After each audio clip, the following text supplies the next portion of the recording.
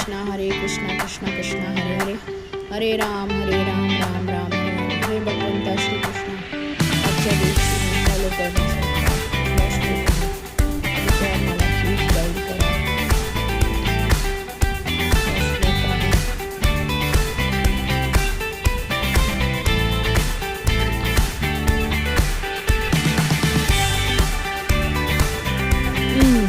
आजचा श्लोक आहे अध्याय क्रमांक 9, श्लोक क्रमांक 29.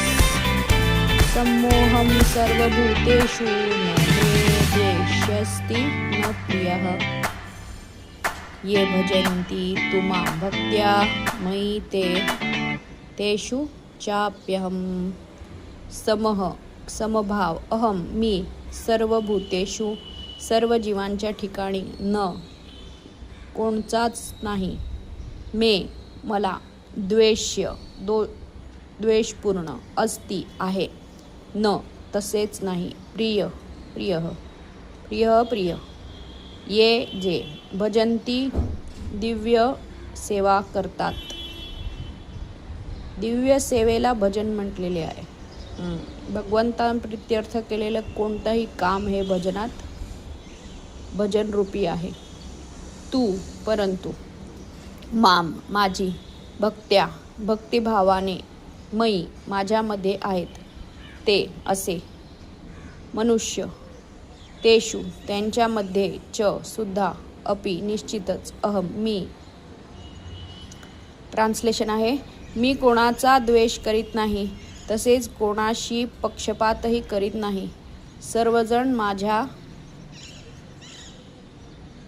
सर्वजण मला सारखेच आहेत, परंतु जो कोणी भक्तिभावाने माझी सेवा करतो तो माझा मित्र आहे आणि माझ्या ठायी स्थित आहे आणि मी सुद्धा त्याचा मित्र आहे. ये या ठिकाणी कोणी प्रश्न करील की जर श्रीकृष्णांना सर्वजण सारखेच असतील तर कोणीच विशेष प्रिय नसेल, तर मग त्याची दिव्य सेवा करण्यात सदैव निमग्न असलेले भक्त त्यांना विशेष प्रिय का असतात?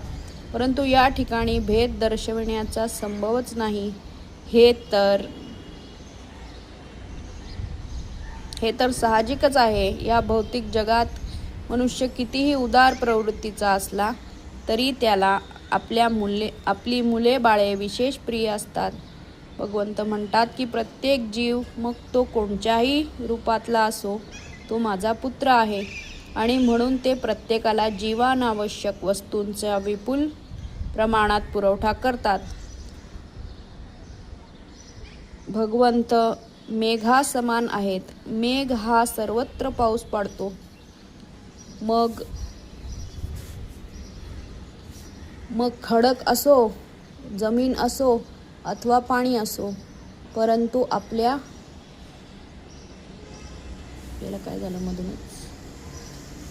आपल्या भक्ताकडे ते विशेष ध्यान देतात. अशा भक्तांचा या ठिकाणी विशेष उल्लेख करण्यात आला आहे. हे भक्त सदैव कृष्ण भावना भावित असतात आणि म्हणून ते श्रीकृष्णांमध्ये स्थित असतात. कृष्ण भावनामृत शब्द दर्शवितो की जे कृष्ण भावना भावित असतात ते भगवंतांच्या ठायी स्थित असलेले चालते बोलते योगीच असतात. या ठिकाणी भगवंत स्पष्टपणे म्हणतात की मयी ते माझ्यामध्ये स्थित आहेत. यावरून साहजिकच आहे की भगवंत त्यांच्यामध्ये स्थित आहेत. ही गोष्ट परस्पर पूरकच आहे. यावरून ये यथा मां प्रपद्यते तां तथैव भजाम्यहं या श्लोकाचेही स्पष्टीकरण होते. जो ज्या प्रमाणात मला शरण येतो त्या प्रमाणात मी त्याची काळजी घेतो. भगवंत आणि भक्त दोघेही चेतन असल्यामुळे हे अलौकिक आदानप्रदान होते. हिरा जेव्हा सोन्याच्या अंगठीत बसविला जातो तेव्हा तो अत्यंत सुंदर दिसतो. त्यामुळे सोन्याचे सौंदर्य वाढते आणि त्याचबरोबर हिऱ्याचेही सौंदर्य वाढते. भगवंत आणि जीव दोघेही नित्य प्रकाशमान असतात आणि जेव्हा जीव भगवत सेवा करण्यास प्रवृत्त होतो तेव्हा त्या जीवाला सोन्याची शोभा येते. भगवंत हे हिऱ्याप्रमाणे आहेत आणि म्हणून हा मणिकांचन योग अत्यंत सुंदर दिसतो. जीवांना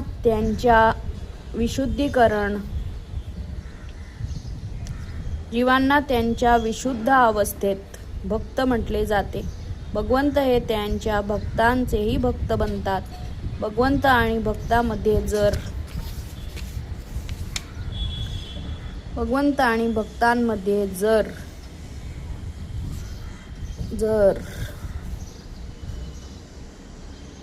परस्पूरक संबंध नसेल तर ते सविशेष तत्वज्ञान असू शकत नाही. निर्विशेष तत्वज्ञानानुसार परमेश्वर आणि जीवामध्ये असे आदान प्रदान असत नाही. म्हणून काय होतंय, परंतु सविशेष तत्वज्ञानानुसार असे आदान प्रदान असते. या बाबतीत वारंवार उदाहरण दिले जाते की भगवंत एक कल्पवृक्षाप्रमाणे आहेत आणि मनुष्याला या कल्पवृक्षापासून जे काही हवे असेल ते भगवंत पुरवितात.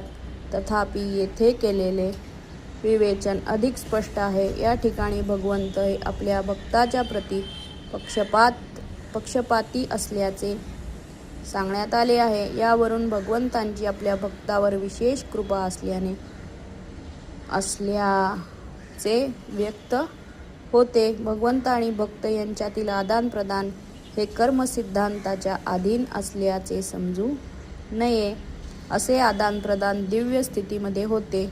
भगवत भक्ती ही प्राकृत जगातील क्रिया नसून सच्चिदानंदमयी आध्यात्मिक जगातील क्रिया आहे. तर आज भगवंत आपल्याला सांगतात की ते सर्व प्राणीमात्रांची काळजी घेतात, सगळ्यांचं सगळं काही बघतात, परंतु जो त्यांच्यावर विशेष प्रेम करतो त्यांच्यावर सुद्धा ते विशेष प्रेम करतात. परंतु जो कोणी भक्तिभावाने माझी सेवा करतो तो माझा मित्र आहे, माझ्या ठाई स्थित आहे आणि मी सुद्धा त्याचा मित्र आहे. तर आज आपल्याला भगवंतांच्या मैत्रीची अनुभूती येईल जर का आपण त्यांची भक्तिमय सेवा केली तर आजच्या भक्तिमय दिवसाच्या खूप खूप शुभेच्छा.